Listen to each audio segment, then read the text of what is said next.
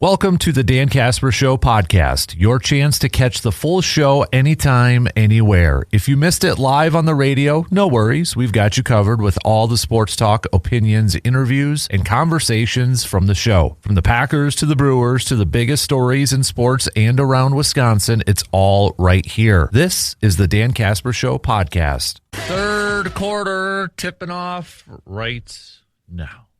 Thanks for making us a part of your start here on this brand new work week on this Monday morning of March 23rd. Coming up next hour, we'll catch up with our good buddy, Mr. JC Anisi, Justice Cleveland, sports director extraordinaire, WEAU 13 News.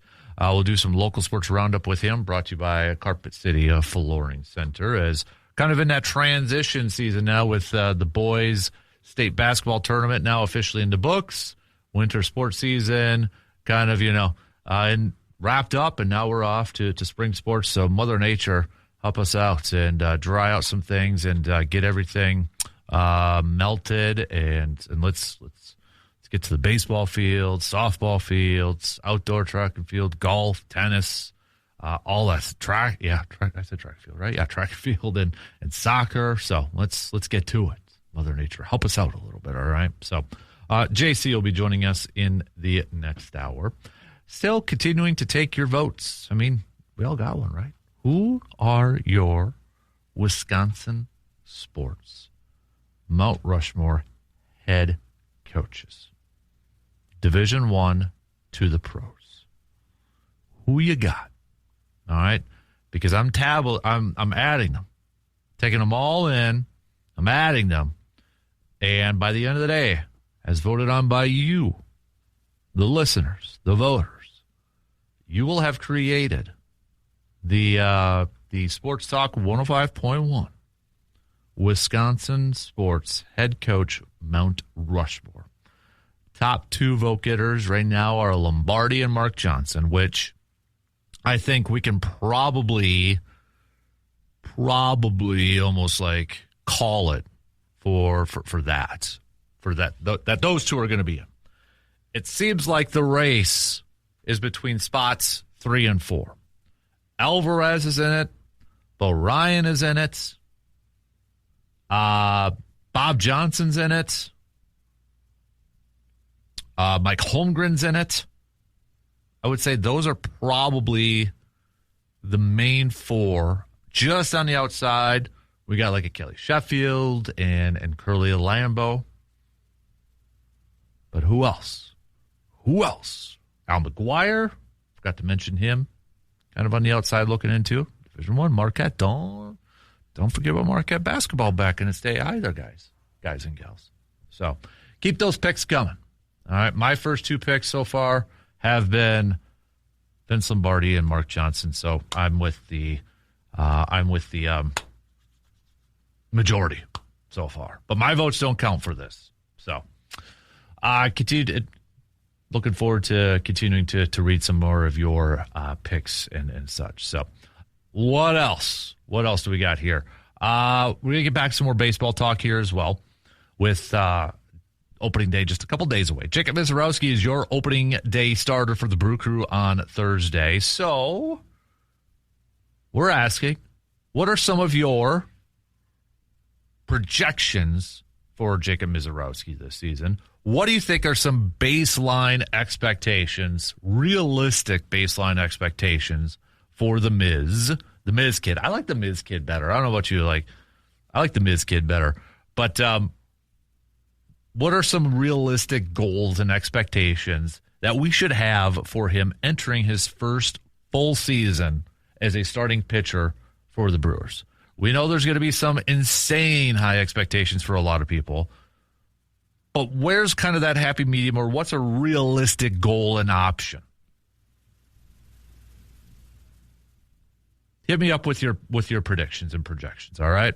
We'll get back to some Brewers chat here as well. And let me know if your bracket is trash or if you're still feeling good. You're feeling confident. Maybe after these games, are you feeling even more confident about your bracket picks? For all of you who had Florida, I'm sorry. The first 1 seed, the defending champs. out. Duke's still in it. Even like you, I know UConn's not a 1, but they're still in it. Arizona's still in it. Michigan's still in it as your other 1 seeds. So, but if you had to redo it, your Sweet 16, which you can do if you go to our website, just click where do you go for your brackets. It's a Sweet 16 bracket challenge. You can do that too if you want to. Like, okay, I got to redeem myself, man. I got to go and do better. You can do that for a Sweet 16. So, and you can also check out the leaderboard right now for our bracket challenge. But the big story in Wisconsin sports, think you look no further than the women's hockey team capturing their 9th championship, 9th national championship in program history. I mean, there's so many words that I think we can use to describe what Mark Johnson has done for this program, what Mark Johnson and this Wisconsin women's hockey team has meant or accomplished in the last 20, 25 years. It's dominance, it's dynasty, it's consistency, it's greatness, all the above. But you're talking about 9 national championships. Insane. To me, this is just me. I think you look at that's in the same breath as UConn basketball. It's Tennessee women's basketball under Pat Summitt. You could throw a little maybe like South Carolina too for women's basketball. Alabama football-esque. I mean, it's you're talking nearly double digits. 06, 07, 09, 2011. It's like in waves too, right? Because the first 4, you're talking about 2006, 2007, 2009, 2011. Then a little bit of a gap, right? 8 years. But then 19, 21, 23, 25, and now 26. They have appeared in 12 NCAA title appearances. 8-4. Or, no, 12, 13. I have to double check that. That math doesn't make sense. So to me, Mark Johnson, I mean, you want to talk about a guy or an athlete, because once in a while, and people do this, I think, year long, it's good man cave talk. It's good, barstool banter and all that good stuff. But you look at Mark Johnson, and I know he was born in Minneapolis, Minnesota. Okay, I know that. Then moved over to Wisconsin and such. But you want to talk about somebody with a sports background of like Mark Johnson, who played high school hockey in Madison, played for the University of Wisconsin-Madison under his dad. Won a national championship as a player. Obviously, we know about the 1980 Olympics. Played in the pros for a little bit. And then what he has accomplished as a coach. Like when you talk about straight up Scotty through and through, like from high school to what they've accomplished at their professional life, is there another Wisconsin sports figure that kind of has the resume that Mark Johnson has? Like when you look at it, is there another Wisconsin sports figure? And I know you could throw in we can really get into the weeds on this thing. You could throw in a Bob Uecker, who, obviously Wisconsin through. Of course, I don't think there's any debate about that. Early goings as a kid and, from the town, from the area and such. I mean, come on now. That's awesome. I mean, but Mark Johnson, I think, is right up there. I don't know if I'd say number 1, But when you talk about just the background, you talk about hometown kids and you talk about hometown people and representing in their state and such, and you look at what Mark Johnson has done from, his playing days to now with his coaching days, it's remarkable. Just absolutely remarkable. 9-time national champion, 10-time WCHA regular season champion, 10-time WCHA tournament champion, 5-time AHCA Coach of the Year, 10-time WCHA Coach of the Year. That, and then, of course, the gold medal and silver medal in the 2010 Olympics as the women's ice hockey coach. The shelves must be full of just hardware. I mean, the bookshelves and all. Put another shelf in there. But that is an insanely impressive resume. And don't forget, he was our good friend R.J. Cardinal, who we'll be talking with tomorrow, his little league head coach too, which is probably, obviously, his biggest accomplishment in life. But tip of the cap to Mark Johnson, tip of the cap to Badger women's hockey again for capturing another title. All right, let's take a quick break. Plenty more to get to, though. I want to hear from you. Start to hit me up with some more messages, texts. Continue to send me those Wisconsin sports Mount Rushmore picks.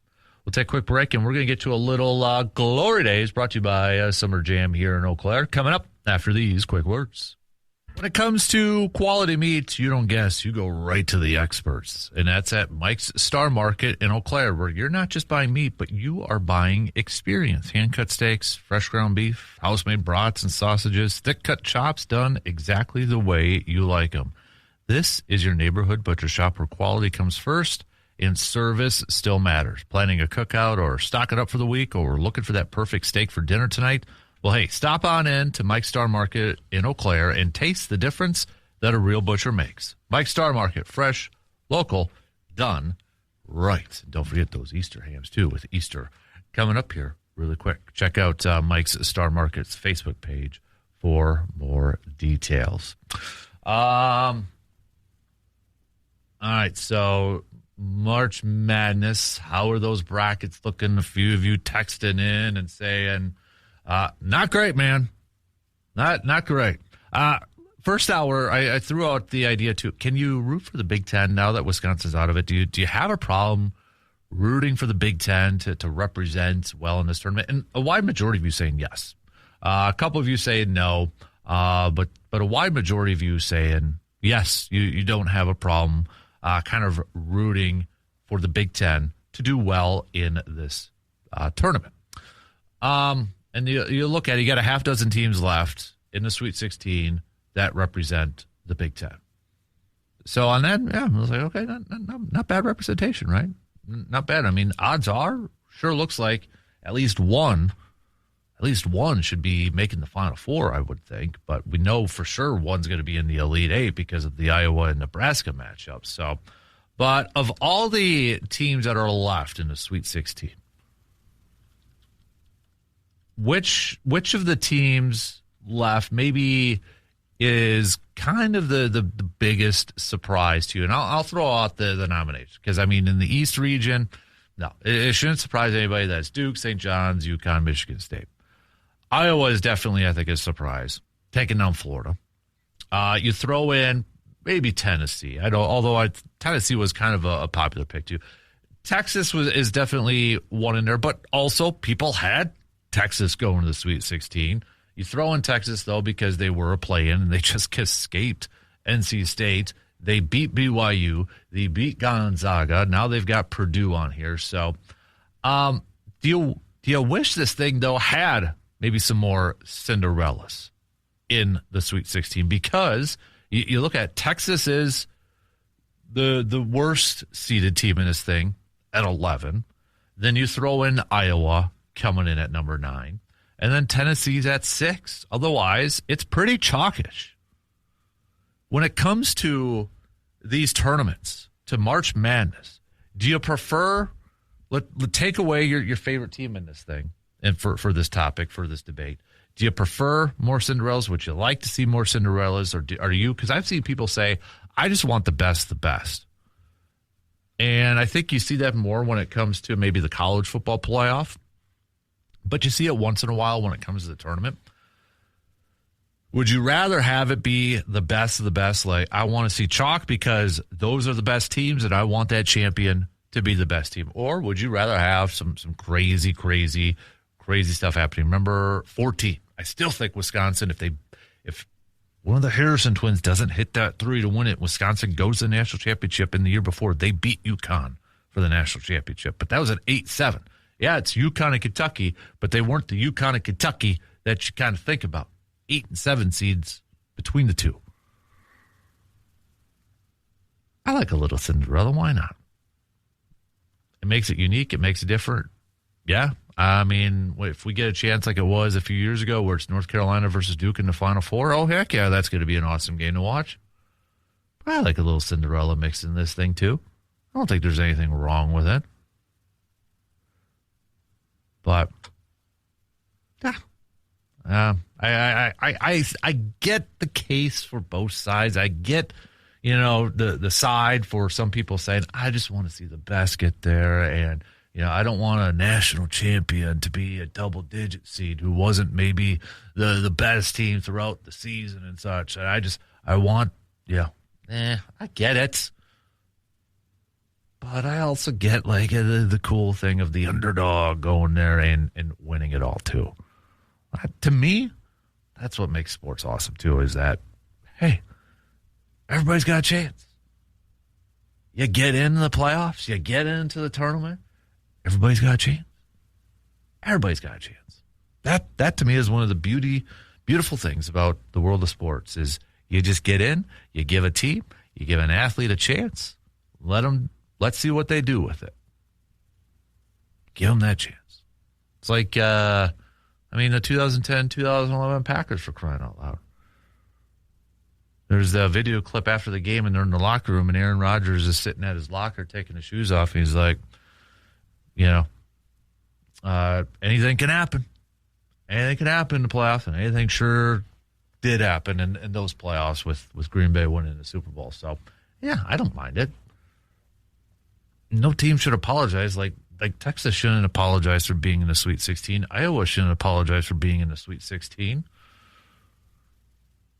What are they supposed to do? Just bow down and say, yep, Florida, you're a 1 seed. Here you go, sort of thing. Take out that frustration on teams like Florida and such for not advancing and winning like you're supposed to as being the 1 seed on that thing. So, I like some Cinderellas mixed in there. Now, I don't know if we'll ever see the day of, double-digit seeds all across the board in the Final Four. That would be wild. Honestly, I wouldn't mind if one day we got 4 maybe mid-major type of teams in there. Even when Butler went to back-to-back national champions, and I know they were a championship game, and I know they were a 5 seed and such, but man, if they would have made that half-court shot, if Hayward would have made that half-court shot against Duke that 1 year, that thing would have been awesome. That would go down, I think, as one of the most memorable, insane national championship games because it's Butler versus Duke, right? Little old Butler, big old Duke. Man, that would have been awesome. I would have loved that thing. Would have loved that. Okay, I do got to do a little bit of Glory Days, brought to you by Summer Jam here in Eau Claire. So I'm going to get to that coming up here in just a couple minutes. But we got some more picks for our Wisconsin sports head coach, Mount Rushmores. Again, Lombardi and Mark Johnson, I'm just going to call it. When we create the sports talk version, Lombardi and Mark Johnson are going to be on there. So, 2 spots. Too close to call for the other ones. Although I will say an Alvarez and a Bo Ryan have a little bit of a leg up. I'm not going to go through all the votes that I got through here, but I would say it's between Alvarez, Bo Ryan right now, probably the next 2, but a handful of others, it's still too close to call. Every vote matters right now, but give me your Mount Rushmore Wisconsin sports coaches of all time, looking at Division I all the way up to the pros, starting at Division I, going to the pro levels, okay? That's what I'm looking for right now. Let's take a quick break. Plenty more to get to. We'll do a little Glory Days brought to you by Summer Jam here in Eau Claire, coming up after these quick words.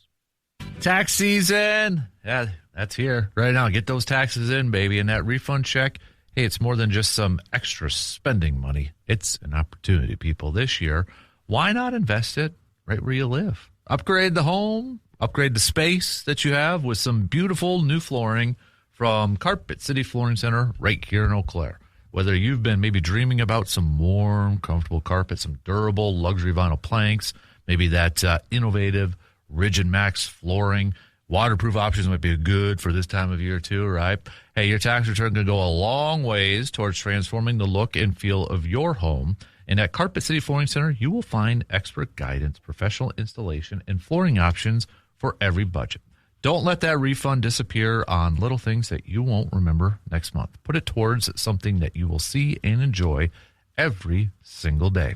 Stop on in to Carpet City Flooring Center in Eau Claire and turn your tax return into a home upgrade that you will love for years to come. Let's do a little Glory Days, again brought to you by Summer Jam here in Eau Claire. Just kind of a segment where, we like to think back to the glory. We've all used that phrase before in our life, right? Those were the glory days, the glory years, back when, Packers or whatever and such. And this was, I'm going to go back to a little bit on Friday. So obviously Chuck Norris, R.I.P., right? Rest in peace, Chuck Norris. But I was talking to somebody about this over the weekend and such, and think back to the glory days of, watching Walker, Texas Ranger on Saturday nights on CBS, little TGIF action on Friday nights, or just hanging out with your friends and shooting hoops in the driveway or playing football in the backyard and such. Like, it was just kind of going down. Like, I feel like I'm at that age now where, like a Chuck Norris or such or some of that stuff, it's like you're thinking back at those glory days, and those were the glory years, man. And it was just kind of a reminder because we were like rehashing some great Chuck Norris memes. And a lot of you, and I didn't get to all of them, but a lot of you texted them in Friday, and I didn't get to them I didn't see some of them until this morning when I logged back into our texting line and such, which were awesome. But it's like, you're kind of rehashing that, then you're kind of thinking about, the old Walker, Texas Ranger, Saturday night, CBS, middle school, elementary school, because that was like the one day you can maybe stay up a little bit late, but not too late, because, if you're like me, maybe you had to go to Sunday school the next day or such, and it was just like the Friday night TGIF, but maybe it's your get-together with your buddies or your friends and playing. You think back to them like, man, those were the glory years. Those were the glory days, thinking about that sort of stuff. And then you kind of just get down to the wire. And I was looking at, some stuff at this day in sports history, and it was like, and I remember a little bit from when I was a kid, but I was never like big into it. But Evel Knievel. All right. So Evel Knievel, first of all, was anybody listening right now a big Evel Knievel fan when they were younger or such? But it was this day in 1972 that the man broke 93 bones after successfully jumping 35 cars. Is that still like a thing? Like, is there still events or stuff like this that are still going on? Because I feel like breaking 93 bones after, hey, you successfully jumped 35 cars, but was it worth it? Was it worth it? Like, Evel Knievel was kind of like when I was younger, kind of like, we knew who he was. We knew what they did, but maybe really didn't know, like, all that they did sort of thing. But I was looking at different stuff in sports history, and that one jumped out. And I'm like, oh, yeah. Because we all did stupid stuff with our bikes, maybe, or sleds and all that stuff, too. But just kind of, I was thinking about, it's not really just like one thing for our glory days here, but just kind of I think when, like a Chuck Norris or somebody like pass away, and then you kind of like go back to like, oh man, remember we were kids and we did this, or oh man, you're looking at old videos on YouTube and such, him and Bruce Lee and all that sort of stuff, and it's like, oh, remember this and remember that. So I guess kind of my glory days. I'm gonna go back to the Chuckster and Chuck Norris. Good old. One of these days, I think maybe it's a pod. We might have to do like some of the best action heroes or action movies of all time. That might have to be a podcast back then. So, really quick, because we do have some breaking news, but Surveyor says, I'm sorry, but if Curley isn't on the Mount Rushmore of coaches, then it's a faulty list. 226 wins, 132 losses, and a 22 overall record, 631 win percentage with 6 titles. If that doesn't deserve Rushmore status, I don't know what does. Well, Surveyor, I was going to do it probably for my last one, but I've been revealing a coach that I would put on my Wisconsin sports Mount Rushmore of all time, and Curly Lambeau is on mine. I think a lot of people kind of tend to forget that Curly Lambeau was also a coach, and a very successful coach in football history. In fact, I mean, if you go back a few years when they did the 100th anniversary for the NFL, and Belichick was a part of this group, but they voted, for their all-time team, and Curly Lambeau was listed as a top 10 NFL coach of all time. And I feel like some Packers fans, and I'm not like scolding them or anything like that. I feel like that you tend to forget, like, yeah, that dude won a lot of games. He won a lot of games. In fact, he's 6th all time in NFL history for wins. 6th all time for wins. Don Shula, George Halas, Bill Belichick, Andy Reid, Tom Landry, Curly Lambeau. So I was going to wait for that to be my final pick, but since you brought it up, Surveyor, he is also on my Mount Rushmore because of a lot of the reasons you said. And I think he kind of gets, maybe it's because Lombardi, you think about coaches in Packers land, Lombardi is like number one. He's right up there, right? He's the cream of the crop. We've had quite a few Holmgren picks in there, and I think that's just kind of maybe a generational thing of bringing, kind of part of that group that brought the Packers back to glory, glory days and such. But I've got Lambeau on my list. So my 3 so far: Mark Johnson, Vince Lombardi, Curly Lambeau. But the breaking news is related to the football world. Jackson Smith Njigba, 4-year deal, $186.6 million. I'll repeat that, $168.6 million. That's a lot of money. $120 million guaranteed. Whoo, that is a monster deal, making him the highest paid wide receiver in NFL history. Now, he averages 42 if we do the average, because agents kind of do that too, or the narratives kind of go up by average because, it's like, hey, he's the highest paid by average. And then you kind of like, well, so-and-so is the highest paid by guaranteed and such. But if we look at it from an average per year of $42.15 million, that beats Jamar Chase by nearly $2 million. Seattle is getting some stuff done, too, because they also extended Charles Cross to a 4-year, $104.4 million deal back in January. They've done it with Jackson Smith-Njigba and probably Devin Witherspoon. Probably going to get a new deal here soon. But this has ramifications towards maybe a Christian Watson. If you're Christian Watson right now you're kind of in a situation. I'm bringing it back to a Packers thing here quickly. If you're Christian Watson and you're the rep for Christian Watson, it's easy for us to say what you would do, but try to put yourself in the shoes of one Christian Watson.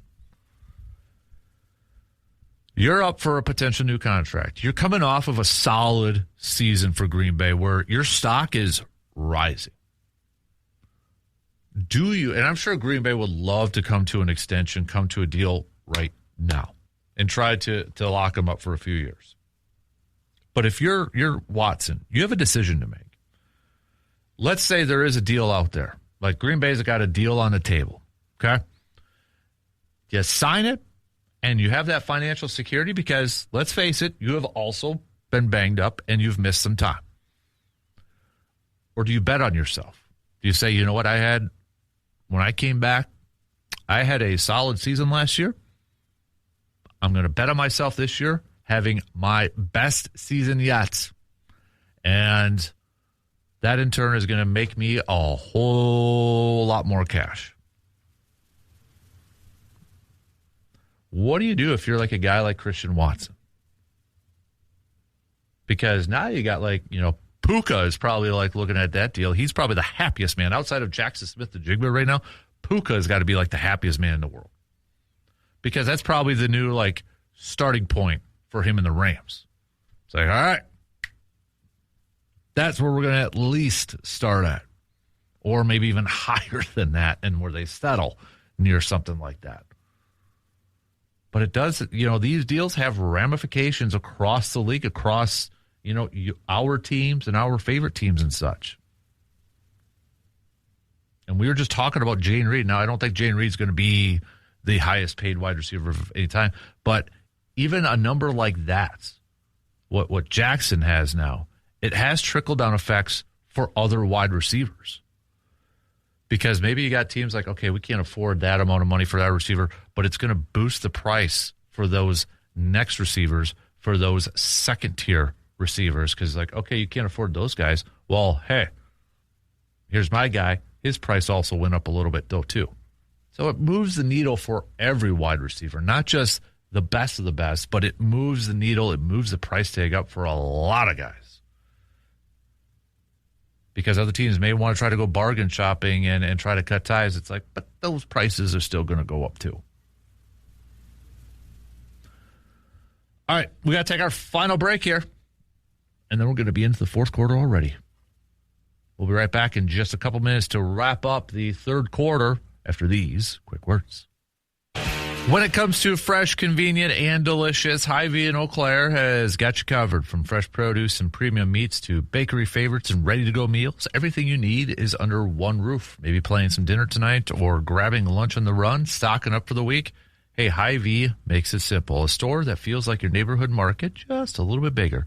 Plus, with daily and weekly deals and seasonal specials, there's always something new to discover. Hy-Vee in Eau Claire, where there is a helpful smile in every aisle. And hey, maybe if you're going down to opening day or with it being baseball season and such, you need to get some tailgating supplies, snacks, road trip snacks, all that good stuff. You can head to our good friends at Hy-Vee and load up there. All right, we got about less than 10 minutes to the top of the hour. So again, coming up next hour, we'll catch up with our good buddy, Mr. Justice Cleveland, WEAU 13 News. We'll do some local sports roundup with him. Brought to you by Carpet City Flooring Center. We'll get back to some more hockey and hoops chat. We've got opening day just a couple days away here for the Brewers. What are some of your realistic expectations for one Jacob Misiorowski and maybe some bold predictions for Jacob Misiorowski? So, Surveyor, you might have opened up some of the floodgates here because we did get a couple more picks for Curly Lambeau to be on that all-time coaching Wisconsin sports coach Mount Rushmore. I think it's still too close to call for 3 through 4, though. So, but keep sending me your Mount Rushmore picks. Again, we're looking at it from just a Division I up to a pro level, trying to narrow it down just a little bit. But the 2 locks already, and we've got enough votes for this.